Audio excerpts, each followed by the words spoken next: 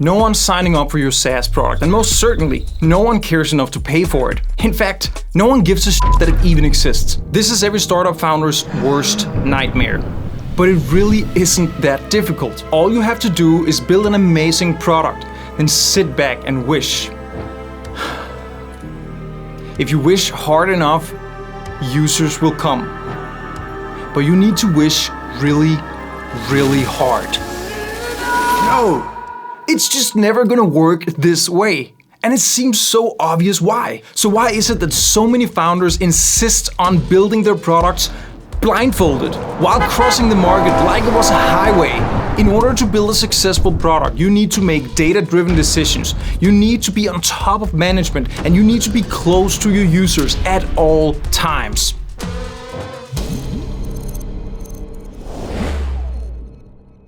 Welcome to my little space here on YouTube, and thank you so much for jumping into this video. There are like a million videos you could have clicked, and yet you picked this one. I appreciate that. And now I hope I won't let you down. I'm Simon Harberg, and I make money on the internet, and one of the ways I do that is by running a SaaS business. And in this video, I'll go through 8 essential tools I use to run my SaaS product. 8 tools that I could not live without.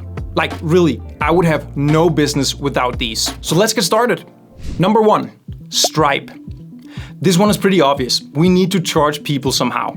Stripe is a payment processing platform, and it is the best one on the market without comparison. It's a rock-solid solution, and it's very easy to integrate on your site. Stripe is a so-called low-code solution, which means that you don't need to do a whole lot of programming to set it up, though you do need to do a little. On the other hand, the developer experience is one of the best I've ever seen. Their documentation is world-class, and everything just works. And they also do have a lot of advanced features, among others their Elements library, which basically allows you to build your own checkout from scratch. With my SaaS company, FeedHive, we're using their hosted checkout platform, and it works great. One downside I often hear people say about Stripe is that they don't handle VAT and sales taxes. This is why people prefer using services like Paddle instead, which acts as a so-called merchant of record, or MOR for short. But this is not entirely true. Stripe has a module that calculates and automatically collects all necessary VAT and sales taxes in almost all jurisdictions in the entire world. They have excellent reporting features which allow you to see exactly what you need to pay and where. And they have partners in both US and Europe who can handle the tax reports and payments. But it is true, Stripe is not an MOR, so you do need to handle that last part on your own. However, I personally would not recommend using an MOR service to begin with. With a merchant of record, you don't own your customers, they do. You don't own your reputation, they do. And worst of all, you don't own your own money, they do. So if you really do not want to handle sales taxes, you can use an MOR, but make sure to use one that is highly trusted and has a great reputation. Paddle is a good example, though I would really recommend using Stripe. You won't find a more reliable solution, and the tax-paying part really isn't that big of a deal. Number 2, Trello. I have used a lot of project management tools. Some of them were really great, like ClickUp, Notion, Monday. And then I've used some not so great ones like Jira and Rike. But my favorite one, and my go-to in almost all projects I do, big or small, is Trello. It is the most simple yet most flexible solution. The software itself is so cut to the bone that it is stupid simple to use. Yet, with the concept of power-ups, which are these plugins you can install, there's almost nothing you cannot do. These power-ups are offered by a long list of third parties, so there are thousands you can pick from. And if you really can't find what you're looking for, you can always build your own. We're using Trello to manage everything at my startup.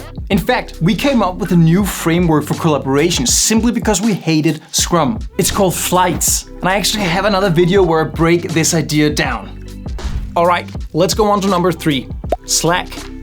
We use Slack as our main internal communication channel. In fact, it's more or less the only one we use. It happens that we add comments to tasks in Trello or have discussions about code in GitHub's PR section, but it's actually very limited. Instead, we take all communication to Slack. The startup I'm running is fully remote, and my team is spread all across the globe. My team is made up of contractors, and new members come and go as we scale up and down in periods. But this also means that Slack becomes more than a communication channel. It's our office. Literally, it's where we say good morning, share news, have fun, and Slack just works great for this. But there's another way we use Slack. It's called SlackOps. This means that we manage a lot of our infrastructure, developer tooling, PR reviews, deployment, and reminders directly from Slack. We even have custom commands that we can use to look up users, fetch error logs, add access to features in a closed beta, and a lot of other things. And of course, we have notifications every time a user upgrades to a paid plan, which we found nice for morale. So, Slack is both our virtual office, but it also serves as a small back office module, a small cockpit that we use to manage the under the hood of our product. Alright, before we go on to number 4, I actually have a bonus tool for you that I want to add to the list. Bright Data. Bright Data is a data collection tool that makes it incredibly easy to retrieve public data from the internet. Bright Data has one of the most sophisticated proxy solutions I've seen, but that's actually not the best part. Bright Data ships with a large set of pre-configured data collectors, which are essentially web scrapers that's been developed by the Bright Data team. Now, I can easily find data at scale, such as LinkedIn search results, information about competitors on Crunchbase, or stuff like items on Amazon, Etsy, eBay, or, as I've been using it for myself, finding influencers on YouTube and Instagram who would be interesting to have promote our product.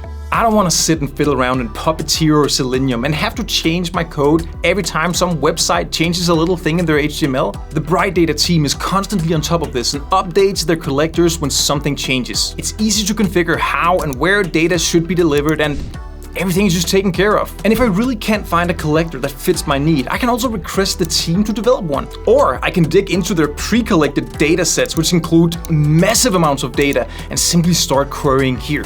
Bright Data is also the sponsor of this video, so I just want to say thank you to the Bright Data team for supporting this channel and for building an amazing platform that I'm going to be using a lot to find public data that's relevant for my business.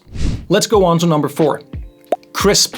Crisp is a live chat module that is placed in our app to allow users to reach support. This gives our users a really nice customer experience, and while this is not mandatory, it is very much becoming a standard here in 2022. So if you're thinking about running a SaaS, you need something like Crisp. You can add Crisp to a broad range of messenger services like Facebook Messenger, Instagram, WhatsApp, and even email. So Crisp is able to receive inquiries from customers through a lot of different channels and collect them all to be handled in one place. And with Crisp, you can even route these requests to a service of choice. Of course, we use Slack, so all incoming requests from users actually end up in a designated Slack channel where we can handle support. And besides, Crisp has a great platform on its own. You can set up a knowledge base, write notes, add internal data on your customers, and actually use it as a CRM rather than only a live chat software. Obviously, there are a lot of different solutions for this out there, but personally, I think Crisp is the best choice for a lot of the most common use cases. Number 5, Amplitude. Amplitude is an analytics platform, and we use it to gather data about website visitors, user behavior in our app, and a lot more. With Amplitude, we can easily see how many people visit our website. We can pinpoint how many users still sign into the platform after a given period, which upgrade triggers are the most prone to lead to an actual upgrade, and much, much more. We also use Amplitude to show results of A/B testing new features within the app. Amplitude comes with an SDK you install on your website or in your app, and by creating custom events, there's almost nothing you can't visualize and compare in the specific way you need for a given thing. We make a lot of critical business decisions from Amplitude. It is a totally invaluable and indispensable tool when running a SaaS. Of course, there are a lot of similar tools out there, so it's not that Amplitude is the one and only thing you need, but I personally haven't found other tools that gave me the same level of configurability as Amplitude does. And moreover, it has a very generous free tier. As a startup, you need to watch your expenses closely, and with Amplitude, you can get very far without upgrading to a paid plan. Alright, number 6, Smartlook. Smartlook is another analytics platform, but it's quite different from Amplitude. It's fully driven by the events that happen in your app, down to the single click and mouse movement. This enables us to see user recordings of users in the app, but we can also spot rage clicks, see when users are circling around, and spot anomalies in behavior. Also, it's doing a perfect job at listing the errors that are thrown in the client. And by using Smartlook, it's much easier to spot where in the app and in which context the error was thrown. We used Sentry to log errors before, but we've actually fully replaced it with Smartlook. They also just introduced this new behavior flow feature, which is super useful to spot the journey of a user through the app. It's probably worth saying that there are very different opinions about recording user sessions down to the mouse click and mouse movement. Some users can feel like the app is spying on you, so if you're running a product where data privacy is a top priority among your users, you should be a little bit careful here. In our platform, we only start recording sessions in certain given circumstances. We do samples of new users' first 15 minutes on the app to investigate the first impression, and we trigger recording when certain errors are thrown to make it easier for us to debug. Let's go on to number 7, Figma.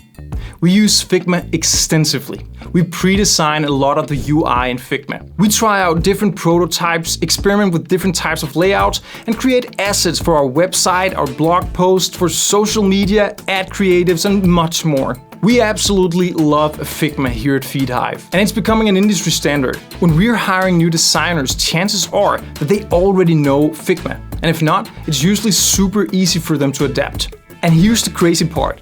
A lot of the design elements you see on FeedHive's website and on social media are actually designed by me. And I'm not a designer, but Figma is just so easy and intuitive to use that even I can put out something really nice looking together from the library of assets that we have. And Figma has probably the most generous free tier I've ever seen. We don't pay for Figma. It's probably the tool we use the most from day to day in my startup, and it's one of the few tools we don't pay for. I don't know how they make that work, but it's absolutely amazing, so a massive kudos to Figma and the team behind. Finally, number 8, Upwork and Fiverr. Well, these are not as much tools as they are platforms to find freelancers and contractors to work with, and they're great. In fact, I feel like these platforms have got a bit of a stained reputation, especially Fiverr. But believe me, once you get good at spotting the right people to work with, you can find some serious talent on these sites. And let's just be real for a second here. We're running a startup. Most of the time, we just can't afford the highest tiers of consultants and freelancers to help us out, and both Upwork and Fiverr do offer a range of prices that's just more affordable for business at this stage. Some of the freelancers on these platforms work from countries where their purchasing power is much higher, meaning they can afford to be very competitive in their pricing. That doesn't necessarily mean that they offer services of poor quality. At FeedHive, I've worked with many talented people from both Upwork and Fiverr, and I've been super happy with recruiting through these platforms.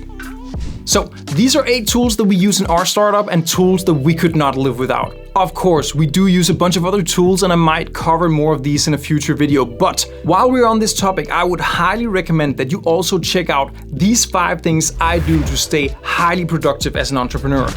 Combining the right practices and habits with the right tools really makes a super powerful combo. So go check that one out now, and remember to like and subscribe if you enjoyed this video. I will see you soon.